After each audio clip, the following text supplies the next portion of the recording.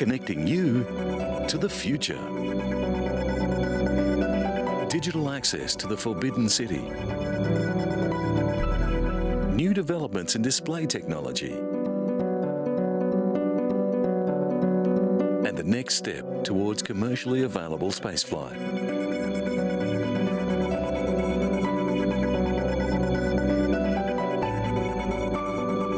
The ancient Roman Forum is one of the Italian capital's biggest attractions, with tourists visiting from across the world. But people unable to visit the Eternal City for themselves can now take a virtual tour of ancient Rome. Billed as the largest digital archaeological reconstruction ever undertaken, Rome Reborn is cutting-edge technology from new tech demos. Images of approximately 7,000 buildings recapture Rome at the peak of its glory in 320 AD, during the reign of Constantine the Great. Using a handheld device, the virtual tourist can get a 360-degree view of how the city used to look. The technology can be applied to any site. The model that we're using has been constructed very meticulously by a team of researchers in order to faithfully represent the way Rome would have looked in 320 AD. This type of display has advanced rapidly due to the acceleration of computer graphics technology. The designers believe the system will be used as a new type of historical exhibit in museums. The next stage in the development of the virtual technology will see tours becoming available over the internet. This type of application is already being used in flight simulators, and it has great potential in a range of different areas. But although it's a powerful educational tool, nothing can compare to actually being in the city beside the Colosseum. And Rome is not the only place to have been digitally recreated. The Forbidden City to the north of Tiananmen Square is the world's largest palace complex, covering 74 hectares. Now, a 3D model of the Forbidden City is available, opening the city to those who might never see it in real life. It enables visitors to experience all aspects of the imperial city, as it was during the reign of the Ming and Qing emperors. When we first began this project, many colleagues thought it would affect the numbers who come to visit the Forbidden City. We said, it won't happen. This will bring even more visitors. It is the first time that IBM has employed its service-orientated architecture and on-demand computing resources to create an online 3D virtual world. The Forbidden City is divided into two parts. The emperors of the past ruled the nation from the southern section, or the outer court. The northern section, or the inner court, is where the emperor lived with his family. The last emperor of China was driven out in 1924. Museum visitors can watch dramatized scenes, such as court officials meeting in conference with the emperor. They can interact with each other, or with a wide range of volunteers, staff and automated characters through pre-recorded or live guided tours on topics such as dragons, the imperial gardens or feng shui.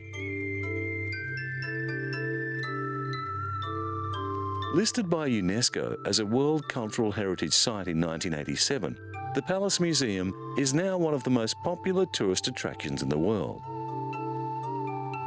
Because this is the most visited museum in the world, the software developers were faced with a huge challenge. They had to create a forbidden city that can handle a lot of traffic.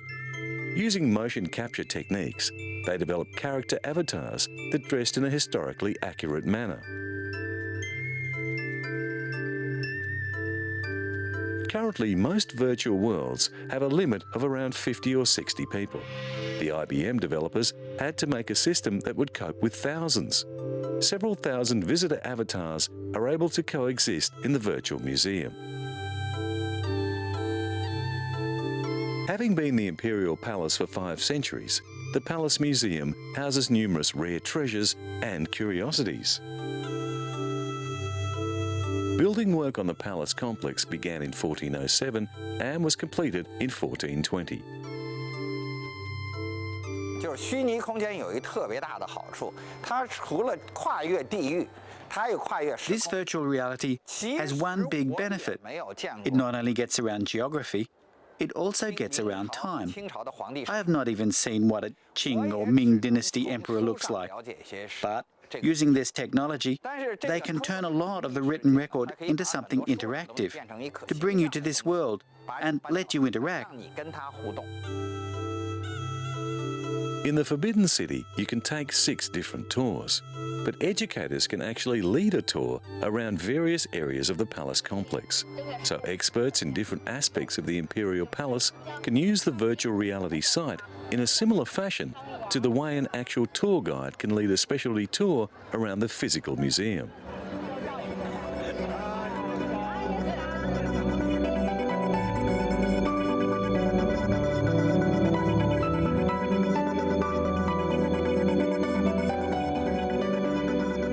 Iceland has abundant natural reservoirs of water and ice.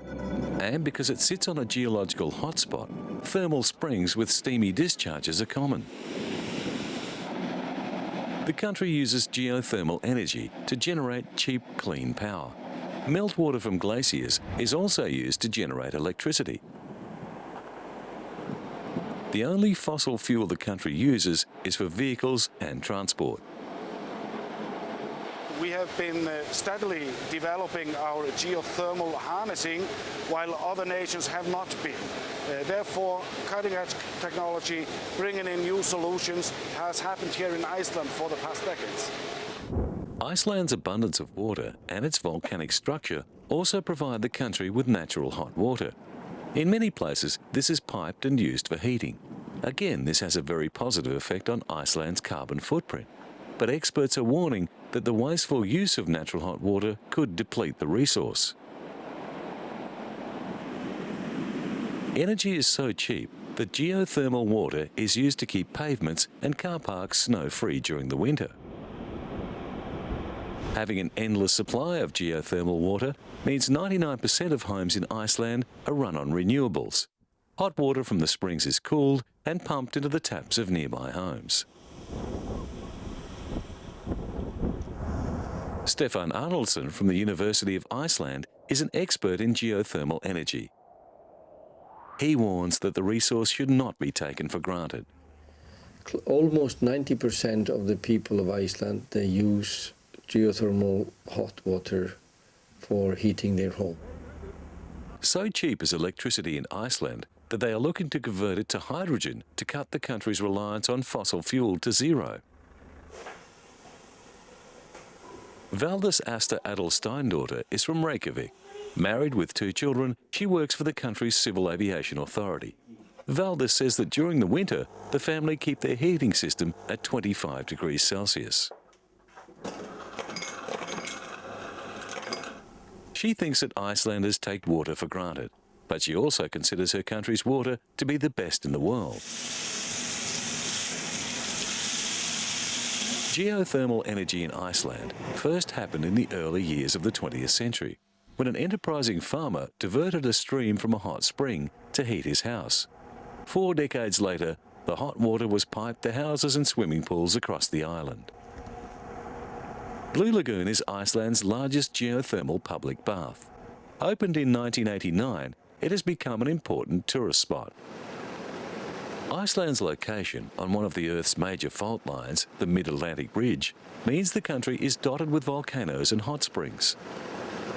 Reykjavik Energy, Iceland's biggest energy company, runs the Hellisheidi power plant, which is still only partially completed. It's located in the centre of the country. This is our oil or our gold, so to speak. If we didn't have this energy, we would have to import fossil fuels to provide us with electricity. But there are plenty of other uses for cheap power, and the aluminium industry, which uses huge amounts of electricity in its production smelters, is already taking advantage of Iceland's lower power tariffs. The 3 operating turbines of Hellas Heidi provide nearly half of Iceland's electricity. When completed, it will produce enough electricity to provide energy for the whole country.